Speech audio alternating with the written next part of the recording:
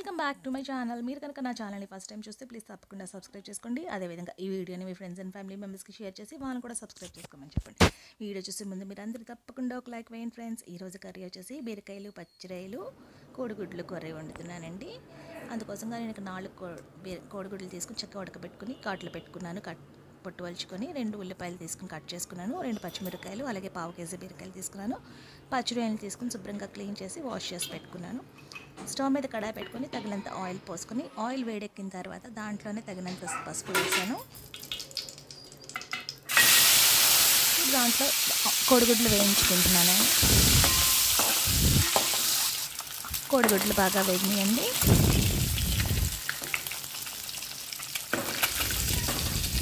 వాటిని తీసి పక్కన పెట్టుకొని ఇప్పుడు అదే ఆయిల్లో క్లీన్ చేసి పెట్టుకున్న పచ్చిరొయ్యల్ని కూడా వేసి ఆయించుకుందాము.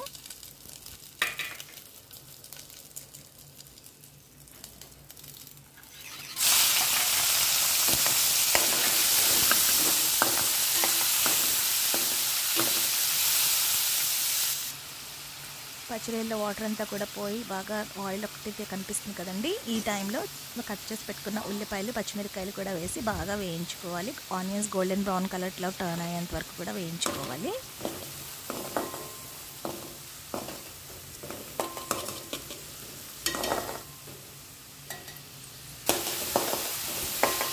ఆనియన్స్ ఫాస్ట్గా వేగడం కోసంగా కర్రీకి సరిపడినంత సాల్ట్ ఇప్పుడే వేసేస్తున్నాను నేను ఇక్కడ.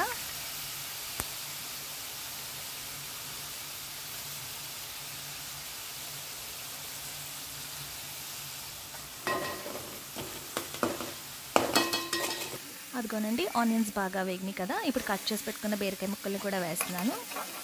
బీరకాయలు కూడా బాగా వేయించుకొని అవి ముక్క బాగా మెత్తబడేంత వరకు కూడా బాగా మగ్గించుకోవాలి. ఇప్పుడు దాంట్లోనే అల్లం వెల్లుల్లి పేస్ట్ కూడా వేసి మరొకసారి కలుపుకొని పచ్చివాసన పోయేంత వరకు వేయించుకొని మూత పెట్టుకొని చక్కగా బీరకాయల్లోంటి వాటర్ అంతా కూడా ఎగిరిపోయేంత వరకు కూడా మగ్గించుకోవాలి. చూసారా, బీరకాయల నుంచి వాటర్ అంతా కూడా పోయింది. ఇప్పుడు కర్రీకి సరిపడినంత కారం వేస్తున్నానండి. మీ స్పైస్కి తగినట్టుగా కారం వేసుకొని, బీరకాయ కొంచెం తీయగా ఉంటుంది కాబట్టి కొంచెం ఎక్కువ వేసుకున్నాను. ఒక పిసరు ఎక్కువ వేసాను. అందులోనే వేయించి పెట్టుకున్న కోడిగుడ్లు కూడా వేసుకొని ఒక్కసారి కలుపుకొని కర్రీకి సరిపడినంత వాటర్ వేసుకోవాలి. వాటర్ వేసుకొని ఒక్క 10 మినిట్స్ దగ్గరికి ఉడికించుకోవాలి మూత పెట్టుకొని.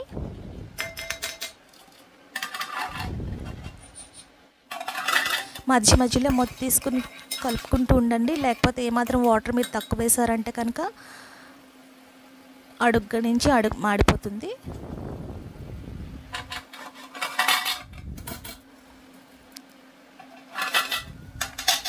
చూసారా, ఆయిల్ అంతా కూడా చక్కగా పైకి తేలుతూ కూర అంతా కూడా దగ్గర పడింది. ఇప్పుడు స్టవ్ ఆఫ్ చేసేసి కొత్తిమీరతో గార్నిష్ చేసుకొని డిష్ అవుట్ చేసుకున్నాను. కూర నచ్చింది అనుకుంటున్నాను. ఈ విధంగా మీరు ఒకసారి ట్రై చేసి మీకు ఎట్లా కుదిరిందో మీ కామెంట్ సెక్షన్లో తెలియజేయండి ఫ్రెండ్స్. వీడియోని కనుక నచ్చితే ఒక లైక్ తప్పకుండా వేయండి. మీ ఫ్రెండ్స్ అండ్ ఫ్యామిలీ మెంబర్స్కి షేర్ చేయండి. Thank you for watching my video. Bye అండి. మరొక వీడియోలో మళ్ళీ